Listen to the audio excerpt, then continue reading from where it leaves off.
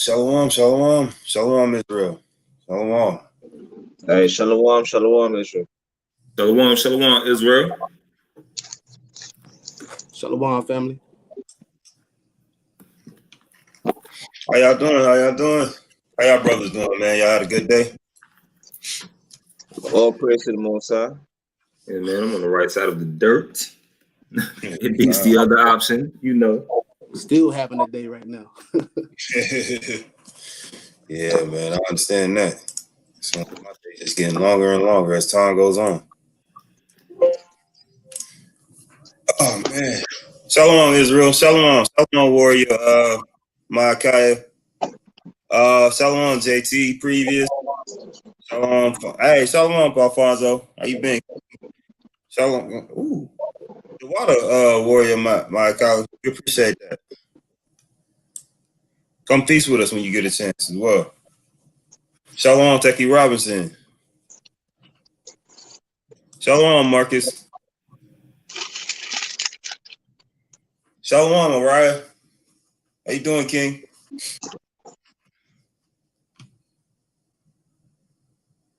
Con. So today's lesson is going to be on the kingdom. You can see says the Northern Kingdom, part 1.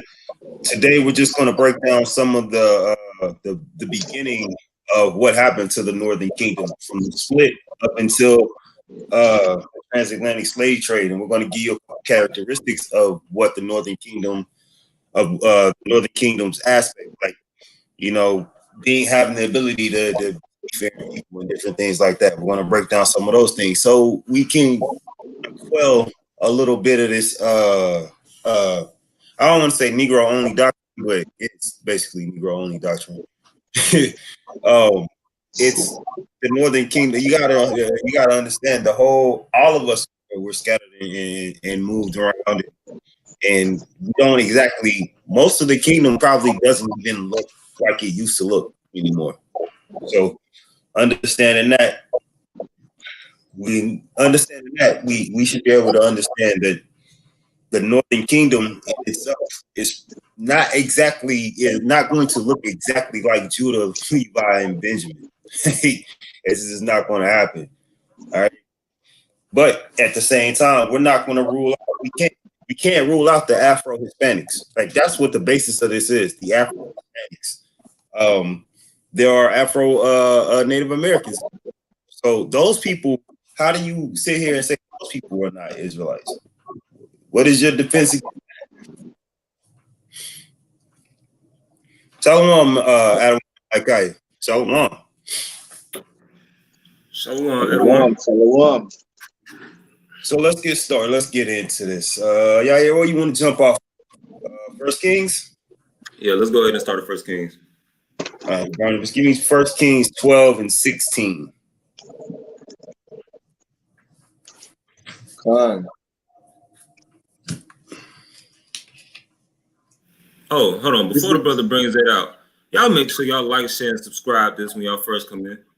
That's right. This is the book of 1 Kings, chapter 12, verse 16. So when all Israel saw that the king hearkened not unto them, the people answered the king as saying, what portion have we in David? Neither have we inheritance in the sons of Jesse. 2. And keep going. So basically, Rehoboam was afflicting the Northern Kingdom at this time. Rehoboam, for those of y'all who don't know, that is Solomon's son. Okay. Now, it was already prophesied by the prophet Ahijah, or Ahijah. I'm not exactly sure how to pronounce his name. But when you read in 1 Kings 11, when you read in 1 Kings 11, it tells you that that the Most High was gonna take 10 tribes out of Solomon's hand, and he was gonna give them to Jeroboam, who was the son of Nebat, who was Solomon's servant. And Solomon actually, he liked Jeroboam, and he saw how industrious that he was, so he made him head over the whole house of Joseph. But the Most High ended up blessing them with even more. So keep going. Khan. Neither we have inheritance in the son of Jesse. To your tents, O Israel. Now see to thine own house, David. So Israel depart unto their tents. Fine. So long story short, just for the sake of time, Jeroboam ended up doing what Aaron did times 2. The same way Aaron made the golden calf in the wilderness, Right. Jeroboam made 2 of them. And I want to say he put one in Dan and he put one in Beersheba. And ended up causing the whole northern kingdom to go off. Right. Because he was, and this was out of fear that they were going to go back to Rehoboam, and then after they went back to Rehoboam, they were going to do something to him, as if he was actually trying to stage a coup. So let's go to 2 Kings chapter 17 and 3 and 6, so we can see the consequences of what actually ended up happening.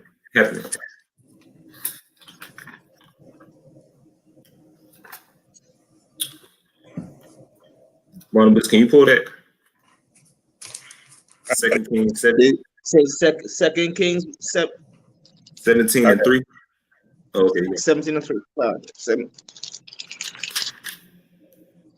This is the book of 2 Kings, chapter 17, verse 3.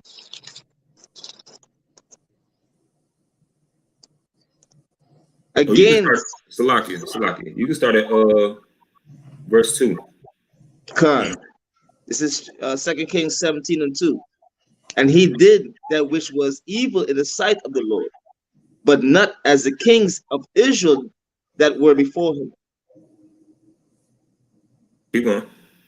Against him came up Salmanasseh, king of Assyria, and Hosea became his servant and gave him presents. Keep going. 4. And the king of Assyria found conspiracy in Hosea, for he had sent messengers to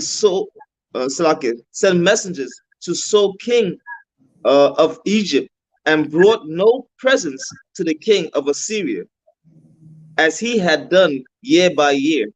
Therefore, the king of Assyria shut him up and bound him in prison. So keep in mind, Shalmaneser. You had more than one Shalmaneser throughout history. You had his great great grandfather Tiglath-Pileser, who was one of the first kings that actually took the northern kingdom. Then you had Shalmaneser III. You had Sennacherib. You had Ashurbanipal. You had a long list of actual kings, but this king right here is actually talking about Shalmaneser V, and y'all gonna see why he's so familiar in just a second. Keep going. Chapter 5, chapter 17, verse 5. Then the king of Assyria came up throughout all the land and went up to Samaria and besieged it 3 years. In the 9th year of Hosea, the king of Assyria took Samaria and carried Israel away into Assyria, and placed them in Halah and in Harbor by the river of Gozan, and in the cities of Medes. City of the Medes. So the king of Assyria, this was the king that actually went and took the whole bulk of, he took the remaining bulk of the northern kingdom that was left in that land from every king before. Like the kings, when you look at the kings of Israel, they would do evil. The Most High would send Assyria. He would take away a little bit at a time, and take away a little bit at a time with each king. And then Shalmaneser, he was like the final king that really just took them away. So let's go to 2 Kings 18 and 26 through 32.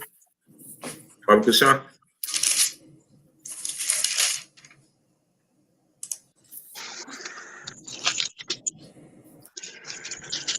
26 and 32, correct?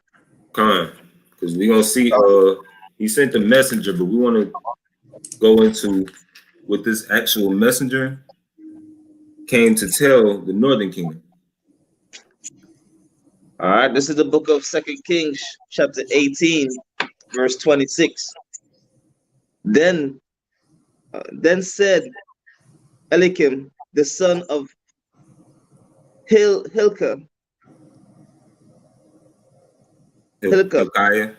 Hilkiah, and Shebna and Joan unto Rab Shaka, Rabshakeh, speak, I pray thee, to thy servants in the Syrian language, for we understand it, and talk not with us in the Jews' language, in the ears of the people that are on the wall. But so when Salaki, just side note. So when they say Syrian, it's really Aramean. That's another word for Syrian. The Aramaic and Hebrew are sister languages. And also Aram is the Hebrew word for Syria, literally. So keep going. But Rabshakeh said unto them, had my master sent me to thy master and to thee to speak these words? Had he not sent me to the men which sit on the wall, that they may eat their own dung and drink their own piss with you? Keep going. Then Rabshakeh stood and cried with a loud voice in the Jews' language, and spake, saying, hear the words of the great king, the king of Assyria. Thus hold on. So Rabshakeh, he has a message to deliver to the Israelites that in Assyria at this time. Let's see what he's actually going to say, because at this time you had there was a little bit of contention between Assyria and the kingdom of Judah. Judah was trying to get the northern kingdom to actually come back in this day. He was actually trying to reunite the whole kingdom. They weren't going. So keep going. Keep reading.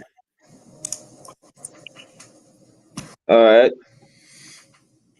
Thus saith the king, let not Hezekiah deceive you, for he shall for he shall not be able to deliver you out of his hand. Keep going. Keep going. Neither let Hezekiah make you trust in the Lord, saying, the Lord will surely deliver us, and this city shall not be delivered into the hand of the king of Assyria. So now you have Rabshakeh. Basically, he's going back. He's, for lack of a better term, trying to underhand, or he's trying to backdoor Hezekiah in this case. Like, he's doing what the king of Assyria is actually telling him to do. The king of Assyria doesn't want the two kingdoms back together either. So because he knows if all 12 tribes are dwelling together, and all 12 tribes are dwelling together for a righteous king following the Most High, then they can't be beat by no means. And they still couldn't do anything with Assyria. I mean, they still couldn't do anything with the kingdom of Judah in his day. That's why Nebuchadnezzar had to come in his day when we actually had a wicked king and take the kingdom then. Now y'all are also about to see. Go ahead, Edwin. It's kind of like today. Like, they don't want to see us reunite today. If we reunite today, it's a lot of hurt feelings and a lot of hurt people. You know what I'm saying? If we reunite today. The best part of the hardest part about this is you go through the history is you're going to start noticing this is a continual thing. Like, we can never get it together as a people. We will never be able to get it together until the Most High comes back. Absolutely. And now you also see what happens when you let heathens get in your ear. The same way, even now, if you look at brothers in the prison system, if you'll always see Jake you'll see Southern Kingdom over here, you'll see all Negroes, quote unquote, over here. You'll see them, his so-called Latino and Hispanic brothers. You'll either see them dwelling together, or you'll see them dwelling with Esau, because they want to make them feel like you're not like them. So as long as we can, you've seen a prime example of nothing new under the sun right here. It's been going on. So keep reading. Khan. Neither let Hezekiah make you trust in the Lord, saying, the Lord will surely deliver us, and this city shall not be delivered into the hand of the king of Assyria. 31. Hearken not to Hezekiah, for thus saith the king of Assyria, make an agreement with me by a present, and come out to me, and then eat ye every man of his own wine, and every one of his fig tree, and drink ye every one the waters of his cistern. Khan. So right here, you see that the king of Assyria is trying to butter us up. He's trying to give them a gift that destroyeth the heart. That's right. Sound familiar? Keep going. Until I come and take you away to the land like your own land, a land of corn and wine, a land of bread and vineyards, a land of oil olive, and of honey, that ye may live and not die. And hearken not unto Hezekiah when he persuaded you, saying, the Lord will deliver us. Hold on now. He just said a mouthful there. Now, a land of corn and wine, right? This is talking about, he's saying that he's going to bring them into another land that's kind of like their own in this day. So what's the common crop that Native Americans, so-called Native Americans and Mexicans are very, very fond of over here? Isn't it corn? Oh, okay. Isn't there a place in Nevada called Wine Country? Oh, okay. Okay, so with that, hold on, let's go to 2nd Ezra chapter 13 and verse 40 through 46.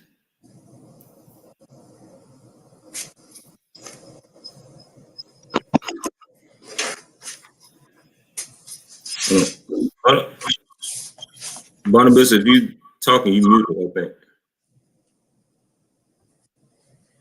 This is the book of 2nd Ezra, chapter 13, verse 40. Those are the 10 tribes which were carried away prisoners out of their own land in the time of Assyria. The king, whom Salmanasseh, the king of Assyria, led away captive. Hold on. That just said two names. So you got Hosea, or Osei, as it would say. Osei is the Latin variation of Hosea. Hosea, Hosea, O'Shea, all the same name. It says, whom Salmanasseh, or Shalmaneser, as he's called in the Old Testament, as he's called in 2 Kings, 17? Says the king of Assyria led away captive, and he carried them. Oh, my bad. I'm gonna let you finish. Khan, whom Salmanasseh, the king of Assyria, led away captive, and he carried them over the waters, and so came they into another land. Didn't he just say that he was gonna bring them into another land, kind of like their own land of corn and wine and whatnot? Keep reading. Khan. But they took this counsel among themselves, that they would leave the multitude of the heathen and go forth into a further country where never mankind dwelt. Khan. They will go forth to a country where never mankind dwelt. So now what you had back then in those days, you had what's called a 3-part world. Slaki, hold on. Slaki, real quick. We forgot to do this. Hey, you're going to need your Bible, you're going to need your Apocrypha, and you may need your recordings for this lesson. Now, my apologies, Israel. I rushed it a little bit. Those are the tools that you're going to need for tonight. This is a Bible school, so this is a class. Get you some pen and paper as well. Like, you got the floor. The water. All right. So back then, in this day, you had what was known as a three-part world. So most people only knew of Africa, Asia, and Europe, and of course the quote-unquote Middle East, which connects three.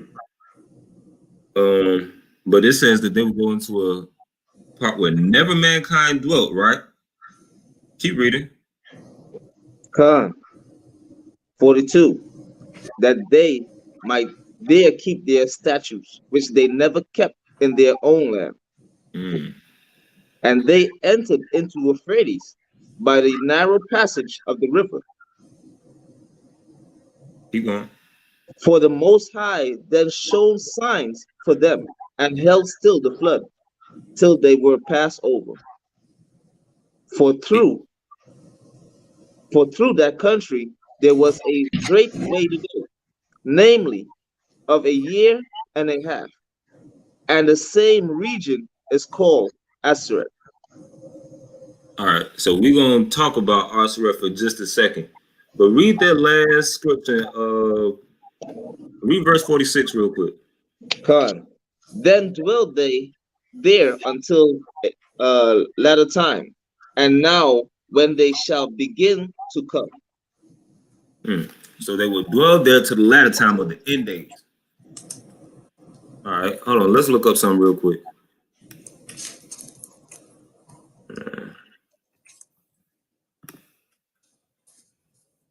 I have to share screen real quick.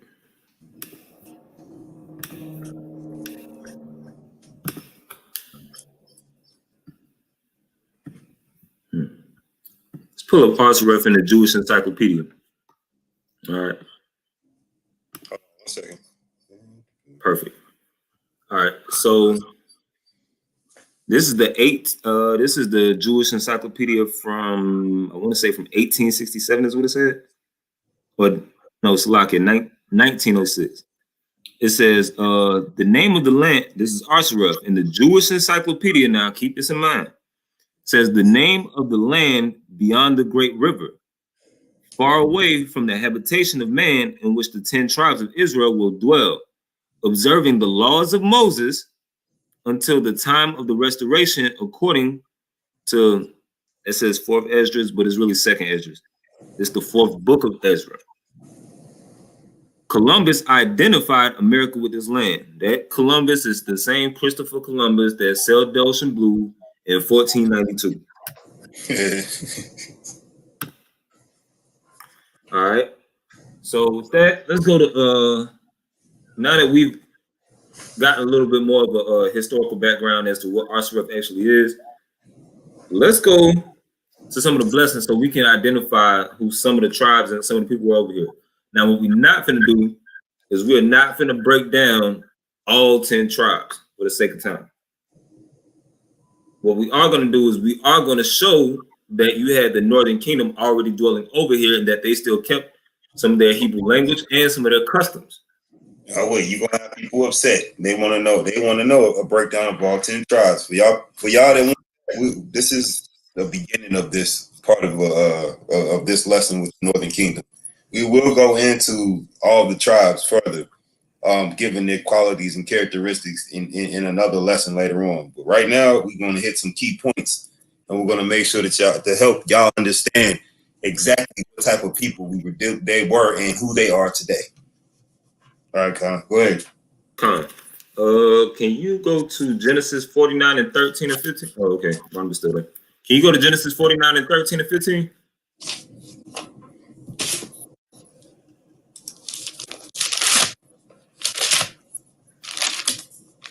Son, this is the book of Genesis, chapter 49, verse 13. Zebulun shall dwell at the haven of the sea, and he shall be for a haven of ships, and his border shall be unto Zidon. All right, hold on. Stop right there.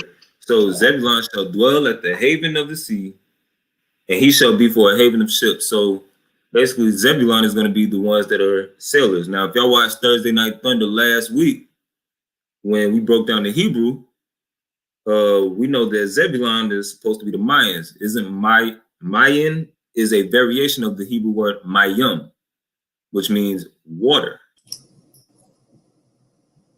And of course, we know that's what the sea is. That's even what the Most High called the seas when he gathered the waters together around dry land. He called them he seas. That's right. So it says that unto his border shall be Zidon. All right. Now, when you know the historical context of Genesis 49, Jacob said he gathered his sons and told them what would happen to them in the last days, what will befall them in the last days. So who, if Zebulon is the Mayans, we're gonna get some context on who Zidon is. So go to verse 14. Khan. Issachar is a strong ass, crouching down between two burdens. So why does it mention Zebulon and then Zidon and then Issachar? Zidon never dwelt between Issachar and Zebulon. So that's one way that we know who the Aztecs are.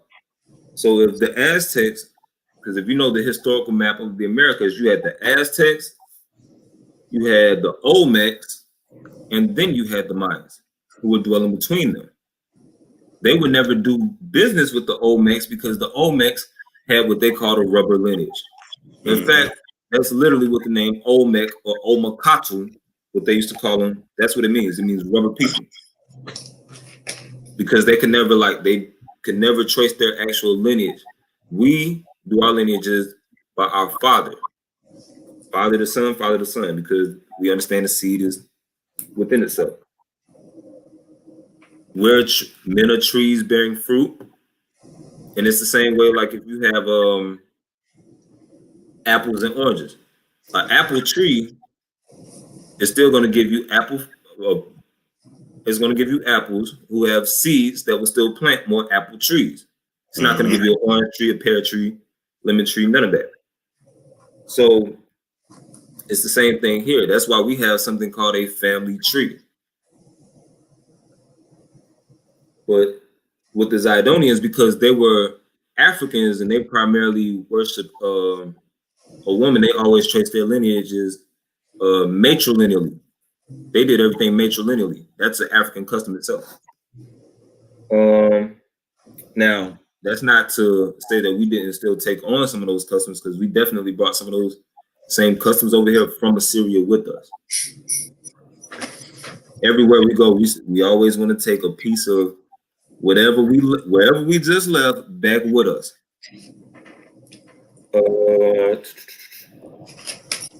So let's go to. Oh, hold on. Keep reading, because it says that Issachar is a strong ass couching down between two burdens.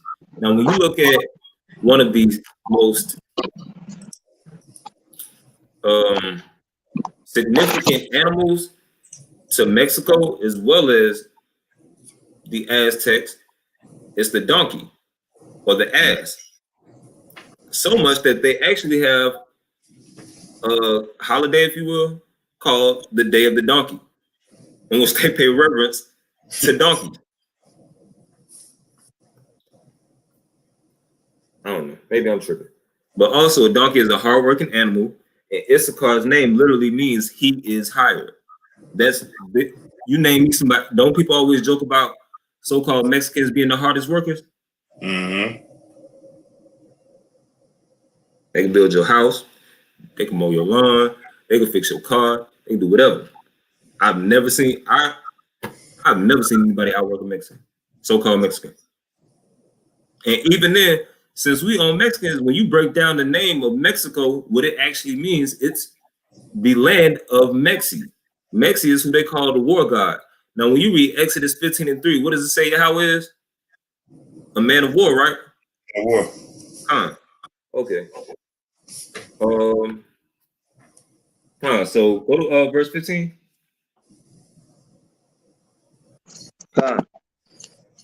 And he saw that rest was good, and the land that was pleasant, and bowed his shoulder to bear, and became a servant unto tribute. So if any of y'all have close Mexican friends, or if y'all look cool with anybody, then y'all know they like to take their midday naps. They like to take what we call a siesta. Mm-hmm. It says, and he bowed his shoulder to bear and became a servant unto tribute. And he became a servant to Spain, in the same way all of the conquistadors and all of the colonizers, they like to tax whoever they take over. They did the same. It was nothing different. So can we go to First Chronicles chapter 12 and verse 32, 33? Because you might ask, well, how do you know that the Aztecs are the Mexicans? We about to see right now.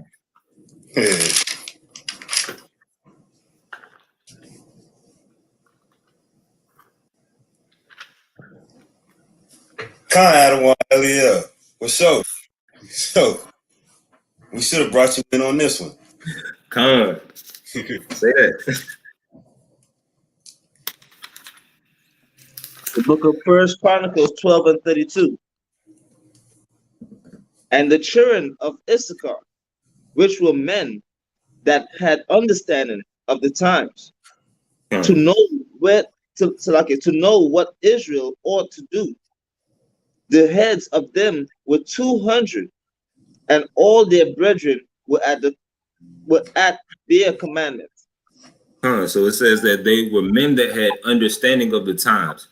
So when you look into the name Aztecs or Azteca, it is actually a compound word. It's actually two Hebrew words put together.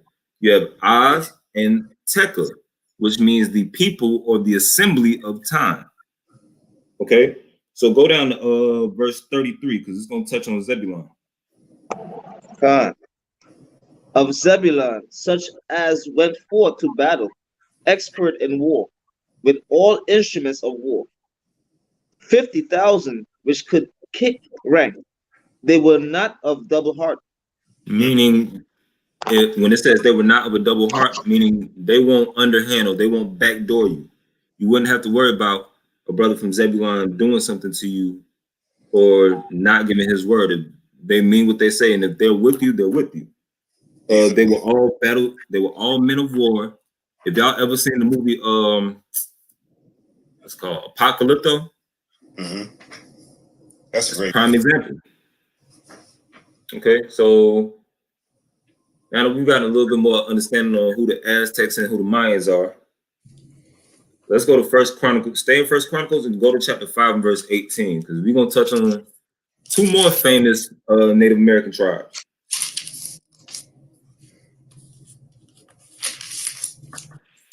Now, just to give y'all a little bit of background, of course, y'all already say, y'all know that, of course, we definitely say that the Native Americans are Gad and the Reubenites are the Seminoles. So let's see what characteristics the Reubenites and the Gadites, and even those of Manasseh, what they were actually skilled with. Mm-hmm.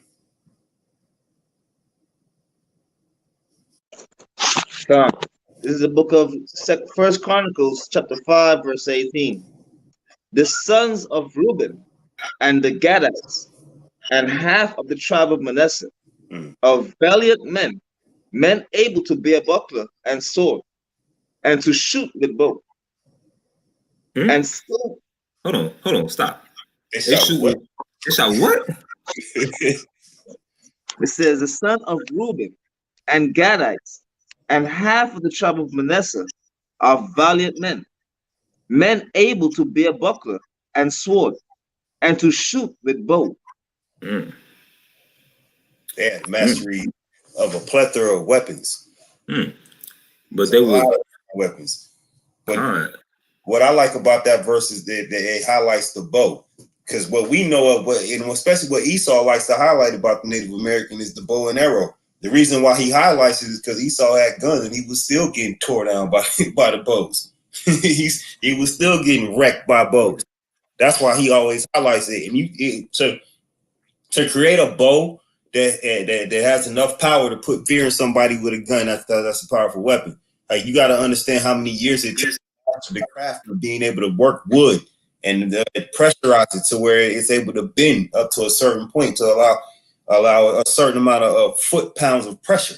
Like, that's a lot. They didn't even think about it like that. In modern terms, you got to have a lot of pressure running, a lot of pounds of pressure running through that string or that bow to get it to even fire. And we're talking about we're talking about bows that were able to, they had bows and arrows that were able to pierce clean through trees, let alone human bodies. I'm talking about through a tree. So, you know what I'm saying? That's a feat in itself. I yield the floor. Go ahead, King. Excellent point. All right. So now that we understand that, and it says that they were skillful in war, they were also famous for guerrilla warfare. So if you know the history of the Black Seminoles, when of course, y'all Jake, but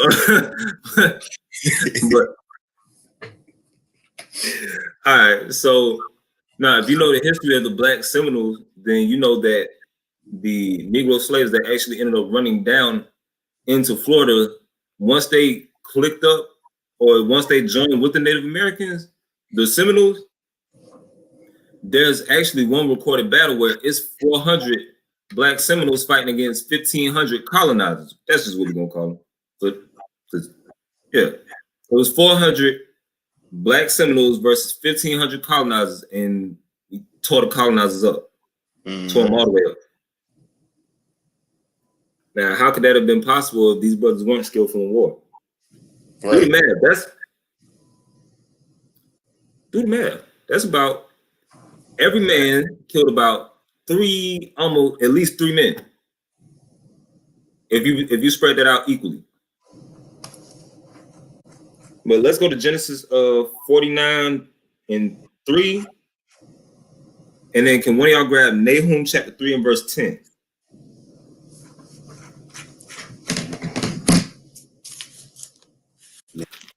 This is Genesis 49 and 3.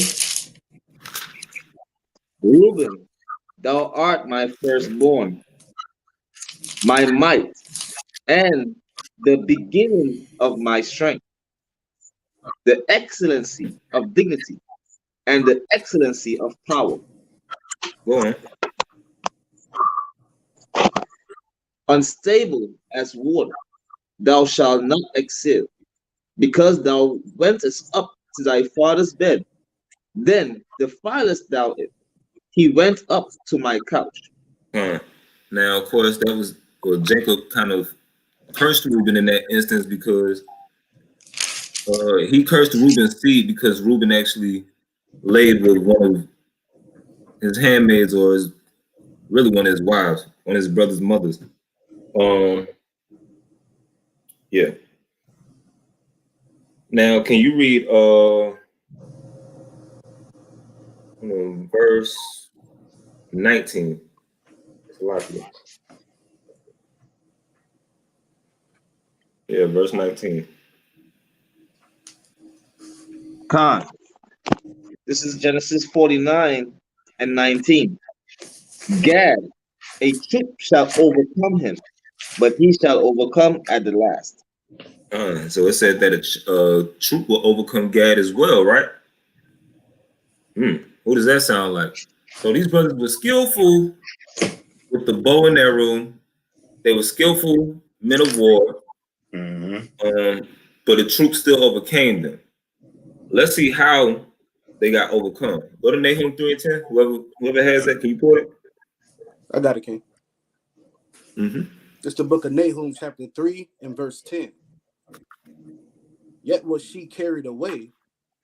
She went into captivity. Her young children also were dashed in pieces at the top of all the streets. And they cast lots for her honorable man. And all her great men were bound in chains. So this is dealing with the Trail of Tears. Now, even during the Trail of Tears, if that was, for those of y'all who don't know, when the Native Americans, they basically got forced out of all of their land and they got forced west. And anytime we started slowing down when we were walking, because of course, if we on foot, we had to walk miles and miles and miles, eventually we're gonna get tired.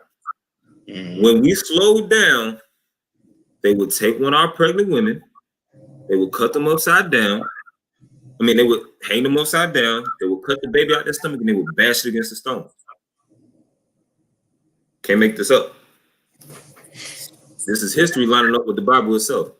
All right, so now that we got a little bit of understanding on who the natives are, got a little bit of understanding on who the Mayans are, who the Aztecs. Let's go to the tribe of Asher. Let's see who they are. Can one of y'all pull Deuteronomy 33 and 24 and 25? Hey, Salaki, King. Con. Can I bring out something real quick? Con, absolutely. All right. This is from a book called View of the Hebrews or the Tribes of Israel in America by Ethan Smith. This book right here, right? So the brother's talking about Northern Kingdom being in the Americas, right? I'm gonna bring out a little bit of what it says. This is on page 75. Now he's talking about brothers being warriors. He's going through their characteristics, but this right here is going to tell you that they were doing things similar to the people of Israel anyway, right? More than just their characteristics of them being warriors or being great with astronomy, right? So this on page 75, I'm gonna just read a little bit of it. It says, they reckon by moons, they offer their first ripe fruits. They have a kind of feast of tabernacles. They are said to lay their altars with 12 stones. Then it goes on to say, surely then the natives of America must have been the people who once knew the God of Israel. And I could continue really fast, if you don't mind. Please. There's multiple different people giving accounts of when they got to the country or what they saw. This is on page 72. It says, I think there is much reason to believe they are the descendants of Abraham. They have had cities of refuge, feast of first fruits, sacrifices of the firstlings of the flocks, with which had to be perfect and without blemish or deformity. Nah, they don't say that. What book you reading again? Page 72. This book. What's the name of that book? View of the Hebrews or the Tribes of Israel in America by Ethan Smith. Con. It's beautiful. It's beautiful. It even goes. That was clear. It goes even deeper. I mean, hold on. Go. Hey, right, you got the floor. It says, their fast, holy days, etc., were regulated by sevens as to time. 7 sleeps, 7 moons, 7 years. They had a kind of box containing some kind of substance, which was considered sacred and kept an entire secret from the common people. It said box was borne by a number of men who were considered pure or holy, which was almost equal to like the Levites being the priests, is what they're saying. The holy men had the box that they have was sacred. And this is referring to the church. Slaki, my bad. Not to cut you off. You said they you said it was similar to the Levites? Yeah, it said they had a kind of box containing some kind of substance, which was considered sacred and kept an entire secret from the common people. The box was borne by a number of men who were considered pure or holy.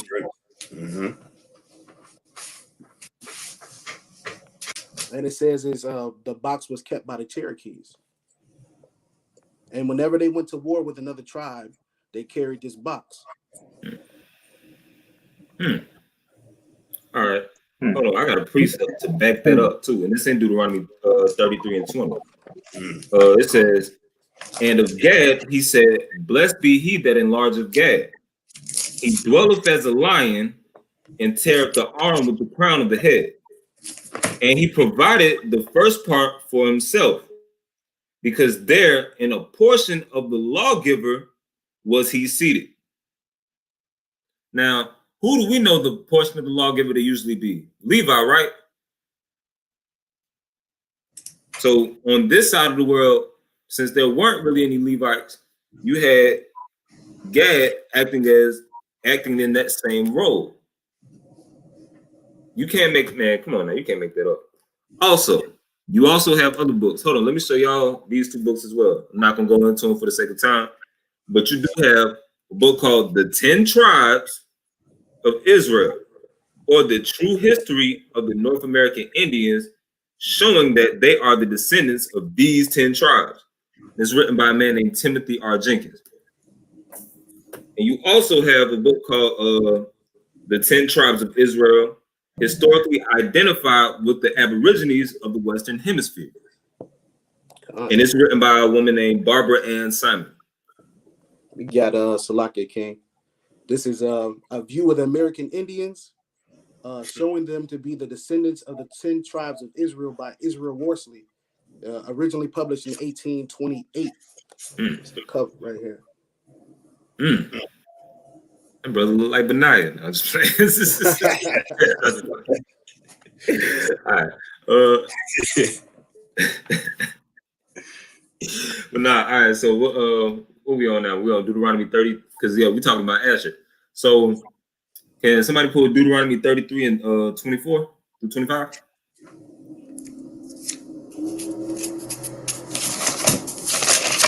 The book of Deuteronomy 33 and 24. And of Asher he said, let Asher be blessed with children. Let him be acceptable to his brethren, and let him dip his foot in let him oil. dip his foot in oil. Now, it's funny that we say that Asher is so-called Incas, right? Because when you look at the area that they dwell in, which is really from Colombia to Uruguay, one of the main exports of that region is oil. Now, if it's not the main export, it's one of the top two. Now, we finna see what the other one is. Read down to verse 25. Con. 25.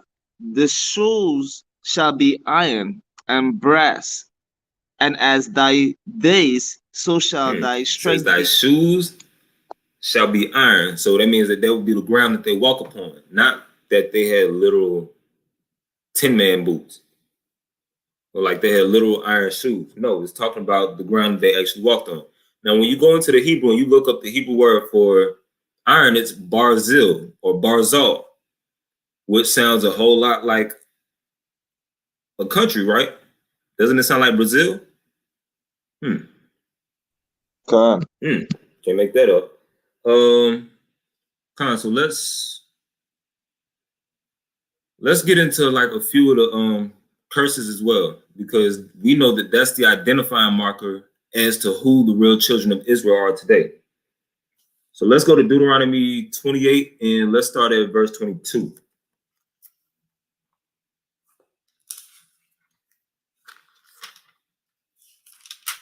Deuteronomy 28, verse 32. And it reads, thy sons and thy daughters shall be given 22. unto another people. 28. Hold on. But even with that, that's fine too. Because even with the Trail of Tears, what happened? Our sons and our daughters got given and taken to another people. That's still the spirit. We still gonna move with it. Read down to verse 22. So, 22. Salakia. The Lord shall smite thee with a consumption, and with a fever, and with an inflammation, and with an extreme burning, and with the sword, and with blasting, and with mildew, and they shall pursue thee until so that perish. consumption is going into tuberculosis, which we know that Native Americans were hit with. It says, and with the fever, Native Americans got hit with yellow fever. It says, and with an inflammation, we know they got hit with smallpox. With an extreme burning, and with the sword, and with the blasting, and with the mildew, and they shall pursue thee until thou perish. Now, if I'm not mistaken, they also got hit with syphilis as well. I can't make this up. Might as well close the book. Nah, we're gonna keep going. Bring it out. Go to can you go to Deuteronomy 28 and 68? Because a lot of people whenever people bring out this verse, they only tend to think of 16:19. They only tend to think of the Southern Kingdom coming over to the Americas, but they're ignorant that and I don't mean ignorant in a bad way. I mean ignorant as in like they just don't know. They don't know that the Native Americans and the so-called Latinos are the ones who actually popped out the slave trade. Okay. Y'all know the riddle that they used to throw us in elementary school in 1492. Columbus sailed the ocean blue. Yeah. All right. This is Deuteronomy 28 and 68. And the Lord shall bring thee into Egypt again with ships, by the way whereof I spake unto thee, thou shalt see it again no more. Okay. Salaki, let me read that from the top. Salaki. This is 68. And the Lord shall bring thee into Egypt again with ships, by the way whereof I spake unto thee, thou shalt see it no more again. And there ye shall be sold unto your enemies for bondmen and bondwomen, and no man shall buy you. This is what happened to the Native Americans. That's why some of them, some of those brothers that y'all think might be a little like they have that tan, that light skin tan that y'all might see playing for Manchester United or whatever soccer team over in England. Those are actually Native Americans that were actually brought over during that time. They got taken to Europe, they got taken through the Middle East, and they got taken to Africa. The ships that we are known for having come over here, they were recycled. They were already used. The Native Americans were on those ships first. They dropped them off and then brought us back. So if you look at on the coast of West Africa, for example, there's a tribe called the Ga tribe, and there's a tribe called the Dambi, or it's either the Dambi or the Dangwe. It's one of those two, but they both attest that they come from the tribes of Israel. Now, the Ga tribe, if you look at those brothers, they look like the Native Americans. They just dark, like they real dark. So, and also when you look at the name Ga, that's also the pronunciation of how you would pronounce the tribe of Gad in Hebrew. It's pronounced God. It's not pronounced Gad. So that's another thing showing who these people actually are. Hey, Salaki, King. Huh.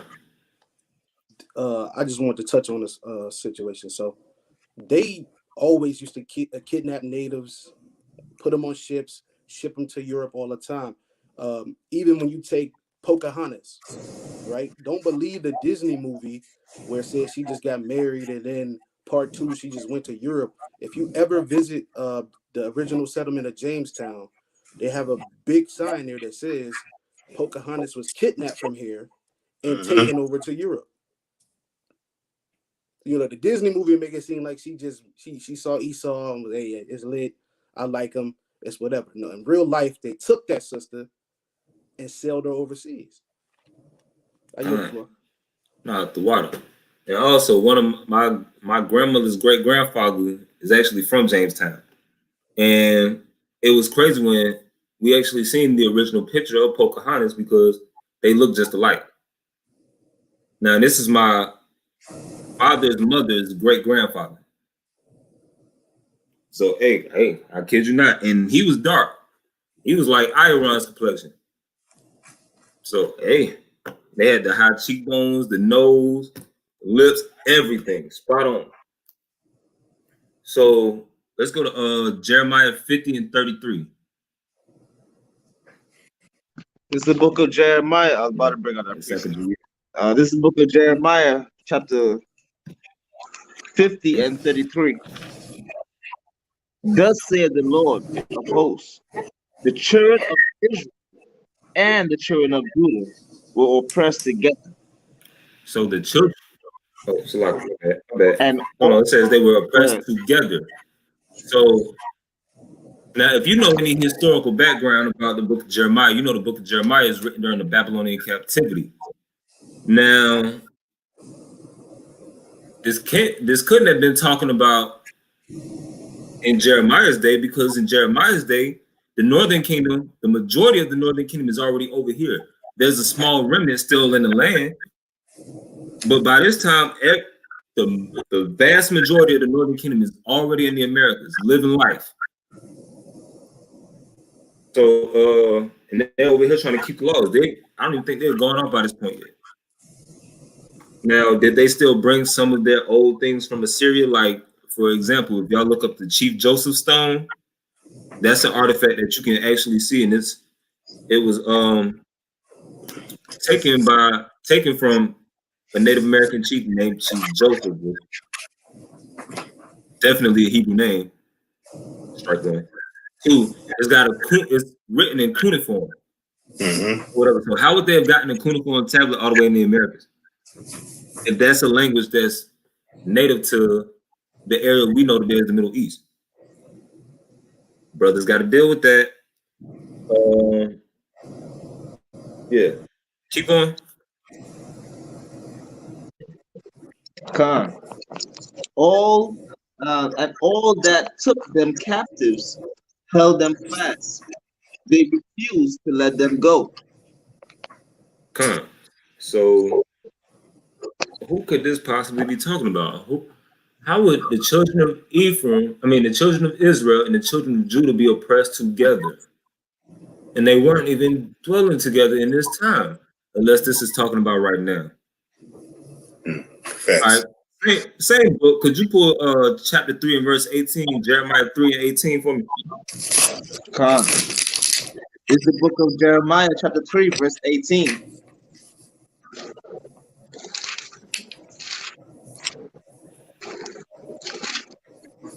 And it reads,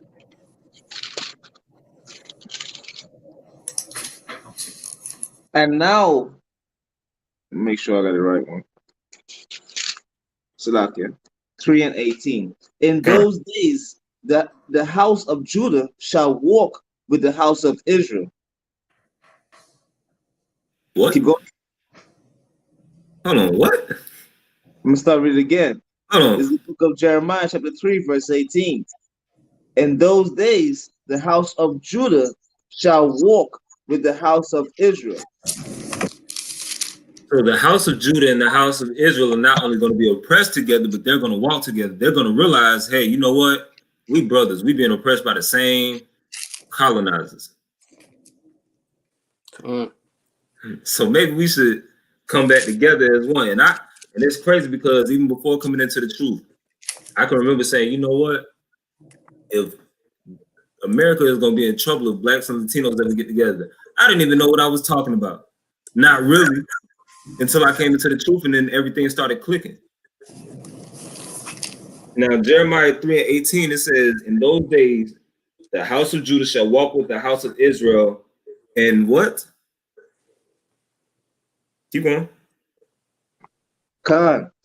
And they shall come together out of the land of the north to the land that I have given for an heritage unto your fathers. So we know that this has to be talking about end-time prophecy. What is the land of the north?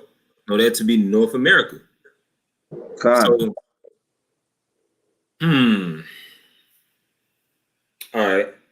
So you have the northern kingdom and the southern kingdom, who haven't seen each other in about 2,000 plus years, reuniting in the land of the north as like the final stage. And after they leave here, they're going back to that land that was once given to their fathers. Now, brothers always pull Isaiah 11 and 11 and 11 and 12, talking about, and the Lord shall set his hand again the second time to recover his remnant. That is talking about a remnant. We're not disputing that there aren't brothers over there. We're not saying that there aren't brothers over there at all. By no means. We understand that. That's right. But that's talking about the remnant. That's not talking about the house. Anytime you see the house of Judah or the house of Israel in the scriptures, it's dealing with the bulk of the people. So you have the bulk of the northern kingdom and the bulk of the southern kingdom dwelling together in the land of the north, walking together. Now, people like to call us Black Hebrew Israelites for whatever reason, which sounds suspect as I don't know what, because we come in all shades and different colors.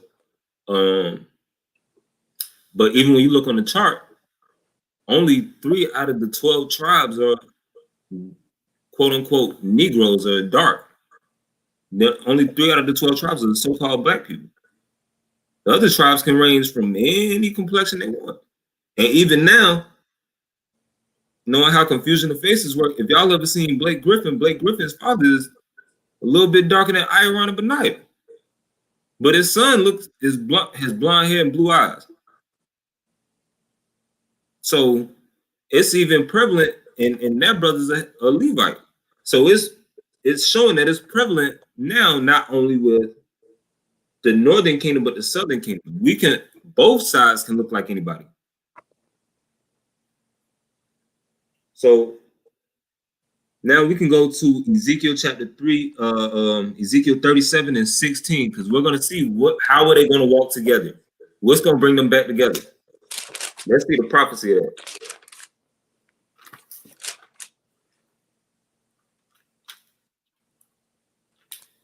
And Iron, can you pull Ephesians 2 and 11 through 14 for me?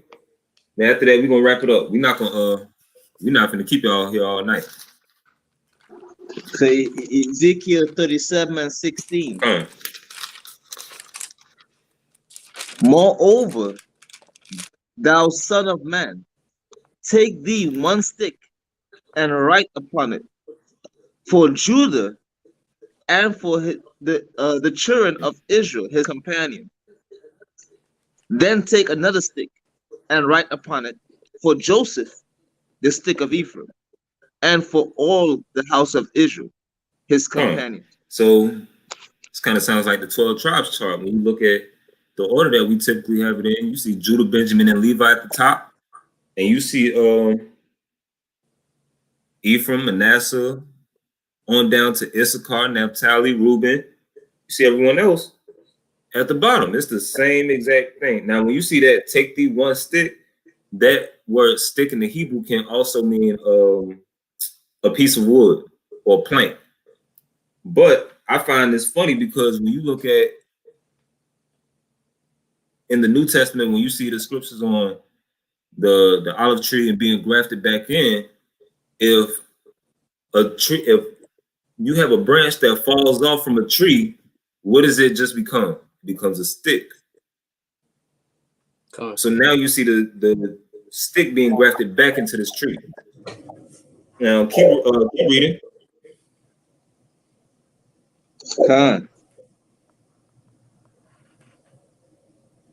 17. And join them one to another into one stick, and they shall become one in thine hand. Keep going. Keep going. And when the children of thy people shall speak unto thee, saying, wilt thou not show us what thou meanest by these? So that's like when we're walking, I mean, not when we're walking, we're out at camp and we're teaching in the street and we're showing people the sign and they're like, hold on, what does this sign actually mean? Because they'll see African Americans, West Indians, Haitians on one side, and then on the other side, they'll see Judah, Benjamin, Levi, so on and so forth. Right? So read on.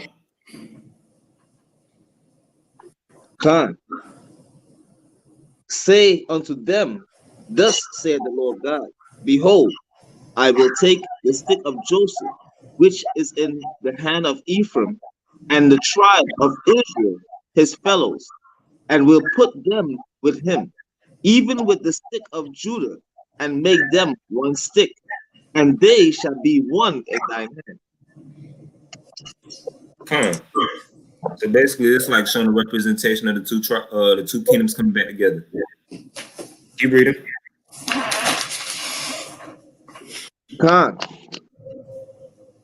And the stick whereon thou writest shall be in thine hand before their eyes. And say unto them, thus saith the Lord God, behold, I will take the children of Israel from among the heathen, whether they be gone, and will gather them on every side, and bring them into their own land. So he's going to gather all 12 tribes on every side. Now, of course, with somebody, you're going to have somebody that's watching this ready to scoff, saying, well, y'all's 12 tribes chart doesn't even talk about the other tribes that are in the other nations. We understand that. We get that. This is to give brothers a correlation as to who the tribes are on this side of the world, in the Western Hemisphere. If brothers were in Africa bringing out the word, we would have an Africa chart. We would have a chart for every tribe in Africa to the best of our understanding. And really, that's not even to say that every so-called black man or every Levite, or I'm not going to say every Levite, but every so-called black man or whatever is necessarily Judah, because you have some that might be Ephraim, you have some that might be Reuben, you have some that might be Gad. Like, brothers will look at Eliel and think he Judah. Whole time, this brother's a Gadite. Yeah, I can't make this up. But at the same time, we all have the same father. So of course, we all gonna look something alike. Especially if we come back to mixing and mingling with each other. So keep reading.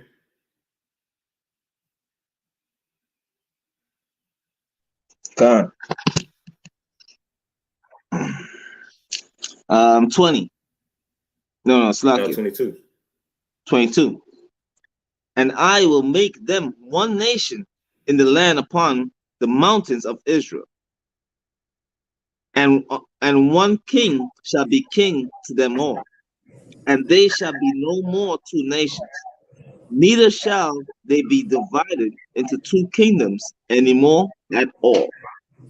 So you're gonna have, so in this day, the two kingdoms are gonna have one king that is gonna bring them back together. Hold on, I just thought of a precept for that too. Can one of y'all pull Hosea chapter 3 and verse 4?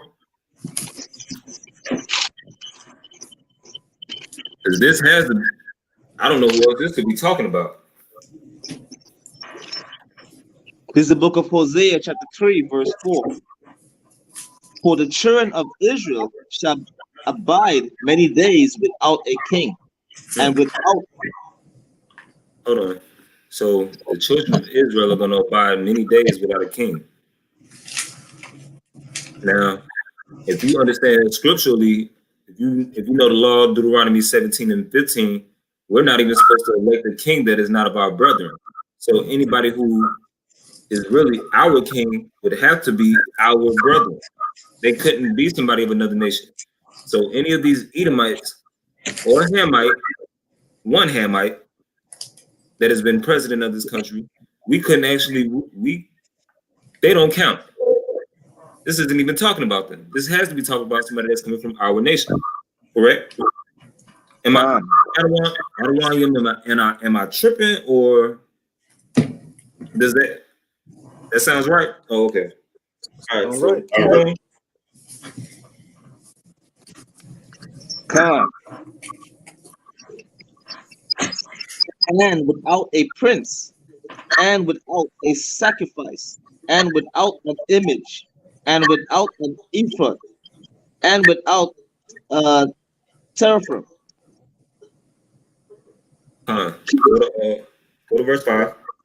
Khan. Afterwards shall the children of Israel return and seek the Lord their God and David their king, and shall fear the Lord and his goodness in the later days.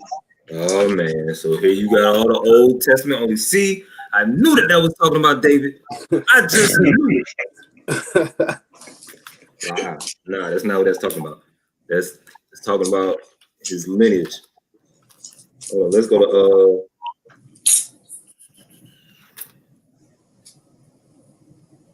hold on, it's Romans chapter.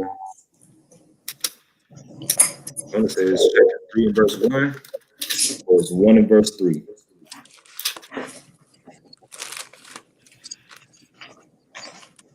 Nah, it's Romans chapter 1 and verse 3. It says, concerning his son Hamashiach, Yahweh Hamashiach, our Lord, which was made of the seed of David according to the flesh. So this is King David's seed according to the flesh. Now, when you look up that Greek word for seed, can one of y'all mute your camera? I mean, mute your I hear like an echo of some feedback. All right. When you see that word seed of David, is talking about the sperma, because that's the Greek word for seed. And what language was the New Testament written in? It was written in Greek. So it's saying concerning his son, Yahweh Hamashiach, our Lord, which was made of the seed or sperm of David according to the flesh. Now, can we go to Ephesians chapter 2 and verse 11 through 14, and we'll wrap it up there. I got it. Bring it out. It's the book of Ephesians chapter 2 and verse 11. Wherefore remember that ye being in times past Gentiles in the flesh, who are called uncircumcision, but by that which is called the circumcision in the flesh, made by hands. Verse 12. That at the time ye were without Christ, being aliens from the commonwealth of Israel, and strangers from the covenant of promise, having no hope, and without Yahweh in the world. Like it. All right, so it says, wherefore remember that ye being in times past Gentiles in the flesh. We were Gentiles in our mind. We were doing Gentile-like things. Also, if we understand like that we were doing things in our flesh, a lot of these things were proceeding out of our heart, out of our brain. It's not the heart of the brain flesh where wicked and evil imaginations and thoughts proceed out of. So in these Gentiles, when you look at the book of Ephesians, it's not only going into the northern kingdom, it's also talking about the Hellenized Jews in this day. If you understand the history of the book of Maccabees. Now, old school, it was called Hellenization. Modern day, we like to call it Westernization. It's the same thing. There's nothing new under the sun. And it's the same people that Hellenized us back then that Westernized us today. I can't make this up. All right, so keep going. Verse 13. But now in Hamashiach Yahushai, ye who sometimes were far off are made nigh by the blood of Hamashiach. For he is our peace, who hath made both one, and have broken down the middle wall of partition between us. So now, isn't that what Ezekiel 36 and 22 is just talking about? Isn't that what Hosea 3 and 5 was just talking about? We were going to elect ourselves one king. We will return back to that one king. And this one king is breaking down the middle wall of partition between the both of us. We haven't been a kingdom. We haven't been a full nation in what?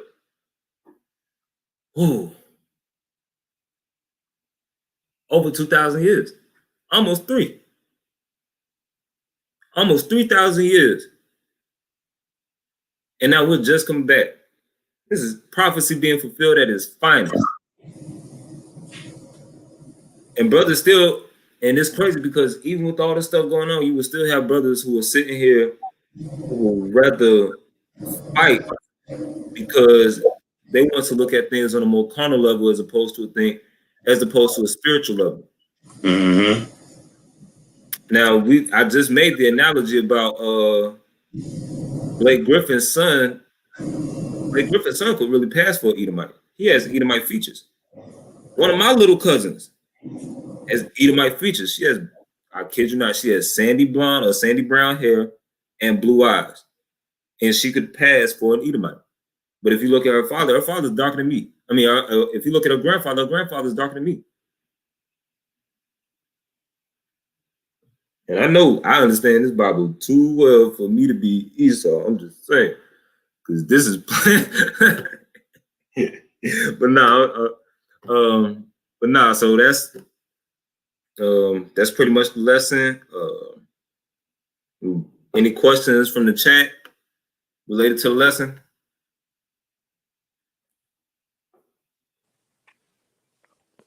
Great job, King. The water. Khan, great job, man. The water. I know this is just the first part of it too, so you know what I'm saying. You know we got a lot more coming out behind. Right. It's a whole lot more. Give us a second. Hold on. The book said. Whatever books brothers got, if y'all want to hold them up that relate to the topic, brothers and sisters can see. Yeah, the 10 tribes of Israel, historically identified with the Aborigines of the Western Hemisphere, written by Barbara M. Simon. You have the 10 tribes of Israel, or the true history of the North American Indians, showing that they are the descendants of these 10 tribes. I also have Lost Tribes and Promised Lands, the origins of American racism, but I don't have that book with me. I don't have it on me right now. This right here again was the View of the Hebrews, or the 12 of the Tribes of Israel in America by Ethan Smith. And then also we had the View of the American Indians, showing them to be the descendants of the 10 tribes of Israel. Right here, Israel Worsley.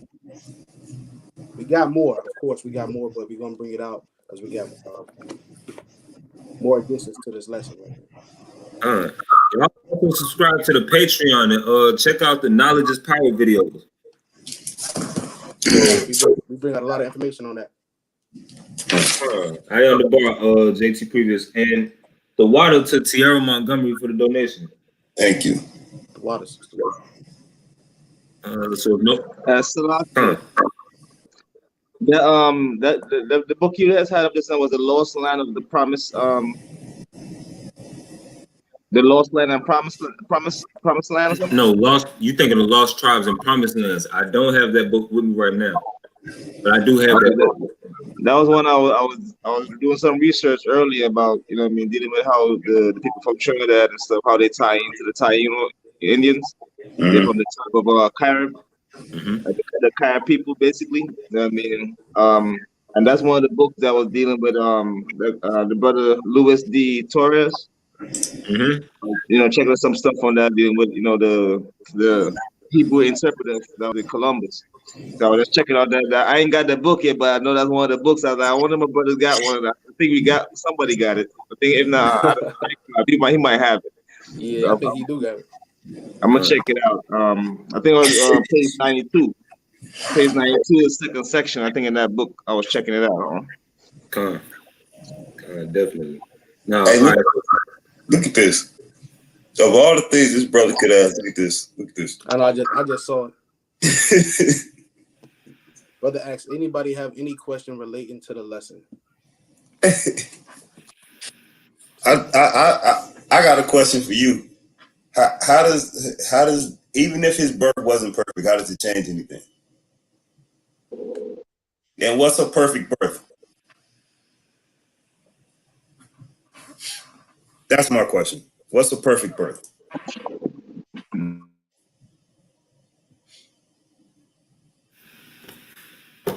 You know what? We are the sons of thunder. It is our heart's prayer and desire that all Israel shall be saved. Don't do that. I'm not going to deal with that food. It is our heart's prayer and desire that all Israel shall be saved. Shalom. Hold on 1 second. Sister want to know who wrote it. Ethan Smith. What's that one? View of the Hebrews. There you go, sister. Sister wanted to know who was the author again. It's the author right here. Mm-hmm. Now, go ahead, Yahweh. Yeah. Yeah, we are the Hold sons of on, thunder. wait a minute. I want to see if he respond. I want to see if he say anything, because I really would like to know where he was going with that question. Look at our face. That man ready to get Nah, I'm trying to he get ready my to day. get to that baby, man. He trying to get off this so he can go change the I don't have time to deal with no scoffers. But if he really wanted to know, what did the angel tell Joseph in Matthew chapter 1? Didn't he tell him, be not ashamed? Bring it out.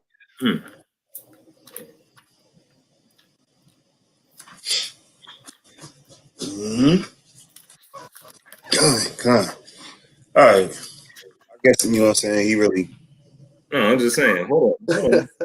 Brother, No, because since he asked, I say mean, the outro in peace. I'm waiting. it's cool.